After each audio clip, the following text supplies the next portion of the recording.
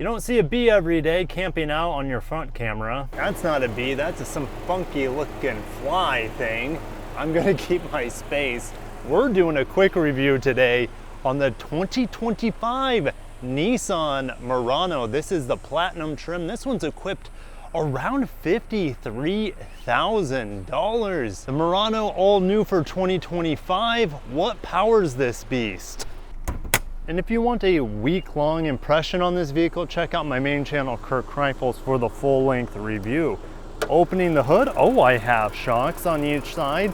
This is a familiar engine in the Nissan lineup. This is a 2-liter variable compression turbo, producing 241 horsepower and 260 pound-feet of torque. Typically, this engine and other Infiniti and Nissan models is paired with a CVT. Thankfully, we have a 9-speed automatic here. You can get it in front-wheel drive. This one is equipped with all-wheel drive. Combined fuel economy should be in the mid-20s. No hybrid here. Let's get into the styling of the Murano up front. Triple beam LED headlights. I like the little Murano badge there as well. Very unique front end. We got cascading daytime running lights here, a part of the grille. Got that big Nissan logo. The Murano really stands out. I get asked about this car quite a bit in car line from other teachers, other people who see me in this car. They're like, what is this thing? Well, it's a Murano. This two-tone paint color comes at a fee. We also have 21-inch wheels here. The SV and the SL grades underneath of this Platinum grade come with 20-inch wheels. We have smart key access on the front door. On the back, we have kind of this light bar trend continuing here on the Murano. Thicker than your typical light bars, so I think it's unique enough. Big Murano lettering on the back. Platinum all-wheel drive. Obviously, we have parking sensors on the front and the rear. I can press this button. Nice chirps to let me know. You also have on this trim the kick sensor functionality.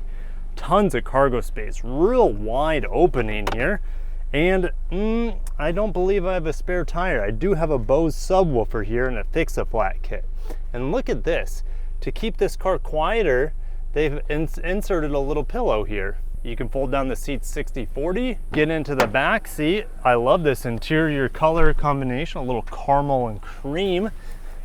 Vents for the back, as I'm going to pick up my kids right after this, so they will appreciate that. Heated outboard seats, and I have USB-Cs in the back. You can see some green ambient lighting here, even in the back. We have this big panel roof, which comes standard on the mid SL grade.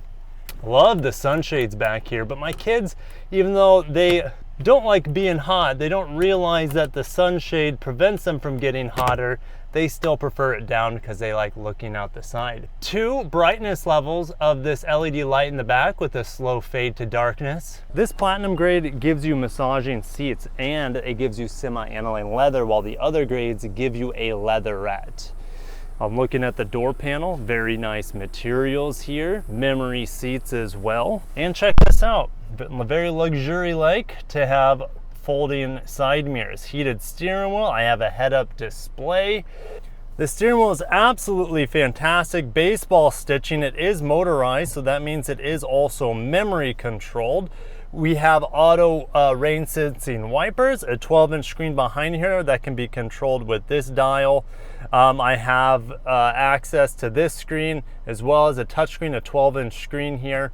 Wireless Apple CarPlay, Android Auto, as you can see, it's right here. However, I haven't been able to get the wireless charger to work. Oh, there it goes. I spoke too soon. 2 USB-Cs down below as well. Again, that 360 camera, that weird looking bug was hanging out on it earlier. Different drive modes, it's just sport, standard, and eco. For your heated and ventilated seats, there are no buttons for them. You have to go through the touch screen. I just kind of leave it on auto for my seat, and then I press these touch capacitive panels, which are really pretty, but they're not the most easy to work with. Luckily, for example, if I'm in my Android Auto and I want to increase the temperature, I don't have to keep smashing my hand into an immovable touch panel. I can just hold my thumb down and you can see it lower 1 degree at a time or increase 1 degree at a time.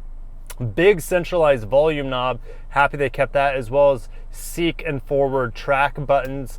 A little glossy black along the Murano. That's not that big of a deal. It is blinding me just a little bit. Glossy black around here, but we have great materials and an underfloor storage under there where I keep some of my kids stuff this week. Great location of the cup holders. No plastic or rubber or felt down here at the bottom to deaden the sound of your thing. So they skimped there, but in the back where the spare tire is, they gave you plenty of sound deadening material. Let's buckle up and go for a ride. Brakes in the Murano. The pedals are pretty numb initially, but it slowly adds the brake feel as you get halfway down the pedal. And then speaking about numbness, all right, I don't think it's the VC turbo's fault. I think this setup has been tuned to really dull down engine response. Most of the pedals, I take off my Birkenstock, hashtag Kirkenstock here. As I press on the pedal, nothing really happens for the first 50% of the pedal. This has been a trend. I had this with the Tucson non-hybrid that I reviewed a couple weeks ago, as well as the Corolla LE non-hybrid as well.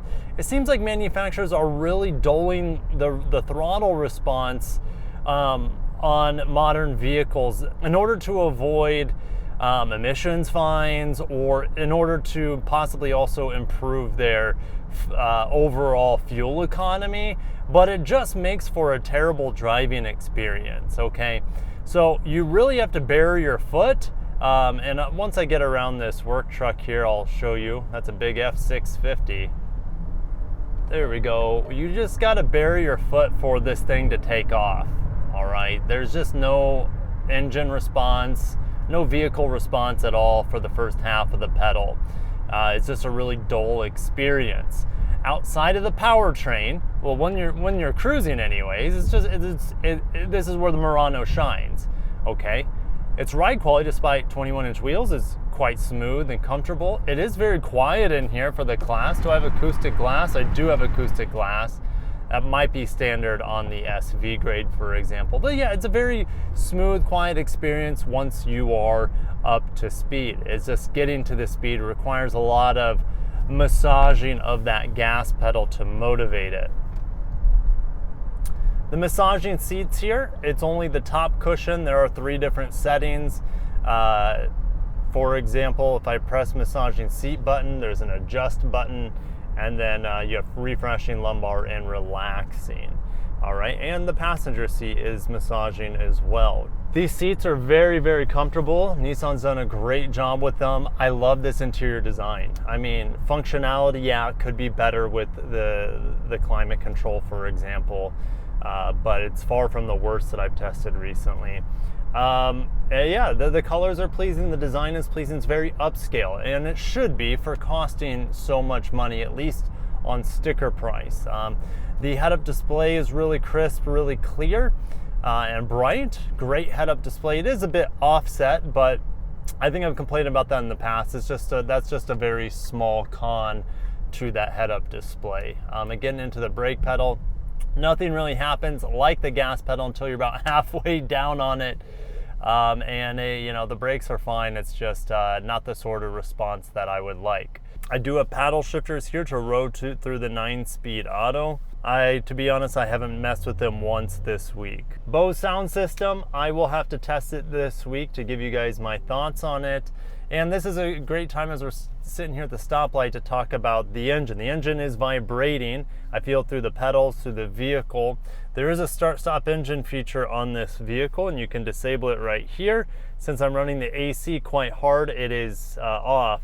And I prefer to keep it off because I prefer to keep auto start stop feature off, meaning the engine stays on, because like I mentioned, not only do you have that throttle really delay, that big delay from the throttle response, well, if the engine's off, it doubles the delay. All right, so the engine has to wake up, and then it's not a good experience with this start stop technology in here, so I just disable it. because it's just, one, I don't think it's safe, and two, and that's the thing, I needed that power to get around, and the transmission, not only do I have to work the pedal hard, but it upshifts way too quick. And you might be saying, Kirk, just put it in sport mode. But the problem with this sport mode is, look, it downshifted twice. And so then you're feeling the vibrations of the 4-cylinder all the time through the cabin in sport mode. So the sport mode, while it kind of fixes some of the issues I have with the lethargy of this powertrain, it just introduces more problems, such as worse fuel economy and a buzzy engine. All right, so stay tuned for my full review on the main channel on Kirk Rifles. I'm going to dissect this car a little bit further, but I enjoy you guys coming along for today's quick car review. Stay tuned for more quickies.